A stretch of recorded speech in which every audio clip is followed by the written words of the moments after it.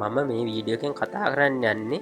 මම ඒලව කල්ලා මට ඉංජිනීරින් සිලෙක් වෙන්න ලොකු උදව්වක් වුණ ස්ටඩි ටෙක්නිකයක් ගැන මේක මම අමිට දසනායකසගේ ක්ලාස් යන කාලෙක් අපිට උගන්නපු ස්ටඩි ටෙක්නික එක මේකින් මගේ ස්ටඩිය පැසියක රුගක් පැඩියුණ ඉතින් මම ඒ ටෙක්නික් එක අද ඔයාලත් එක්ක බෙදාගන්න ලැස්වේ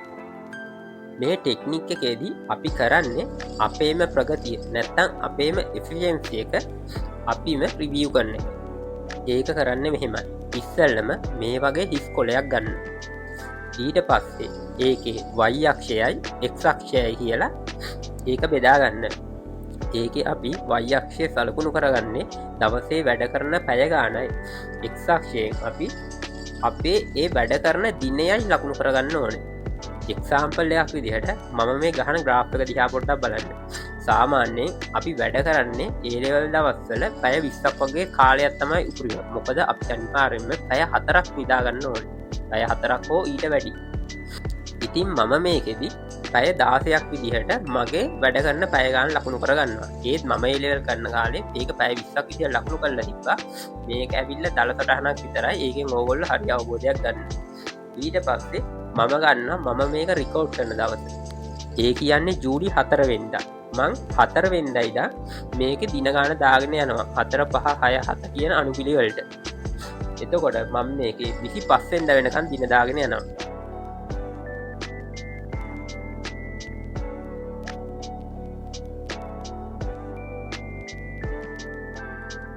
ඊට පස්සේ මේ විදිහට මම පළවෙනි දවසේ වැඩ කරේ පැය 8ක් නම් මම එතන ඒක සලකුණු කළා ඊට පස්සේ දෙවනි දවසේ ඒ කියන්නේ පස්වෙනිදා වැඩ කරේ පැය 9 යන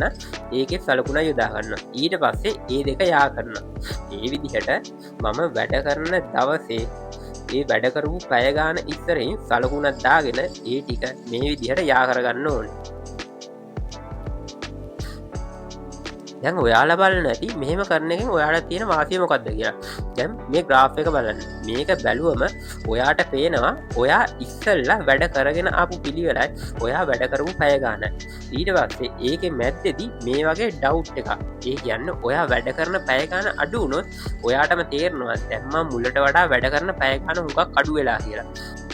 ඒකෙන් අපේ මොලේට සිග්නල් එකක් යනවා අපි දැන් පරාද වෙන්න යනවා වගේ හැඟීමක් එනවා කියලා. ඒ කියන්නේ අපි කවුරුවත් කැමති නෑනේ පරාද වෙන්න. අපි හැමෝම කැමති ඉදිරියන්න.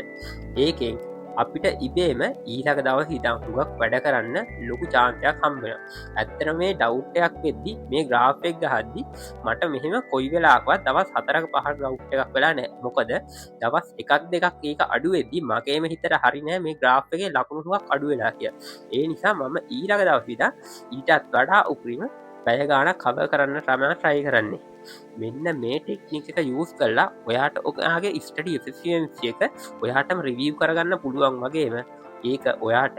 ඉක්මනින්ම වැඩි කරගන්න පුළුවන් මේක ඒ ලෙවල් වෙනකම්ම යූස් කරන එකෙන් ඔයාලට හුඟක් ප්‍රතිලාභ ලැබෙයි